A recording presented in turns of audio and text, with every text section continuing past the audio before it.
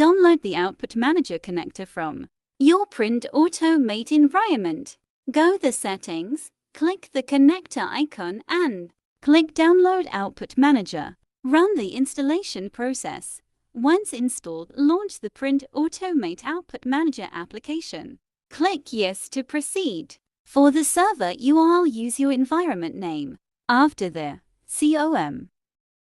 For the username and password, use the name and credentials from the created operator in PrintAutoMate.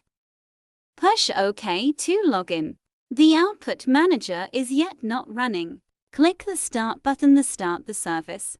Stop or reboot the service for refreshing the service by pushing the appropriate button. The Output Manager will get jobs from PrintAutoMate and forward them to VersaWorks. The Output Manager will as well communicate the VersaWorks config to PrintAutoMate.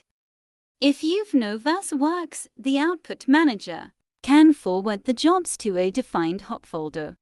The Output Manager will automatically detect and scan your VersaWorks environment. VersaWorks queue settings are being visualized and communicated to the PrintAutoMate environment. Use the refresh button if VersaWorks queue settings would have been changed. Changes will be communicated with your PrintAutoMate environment.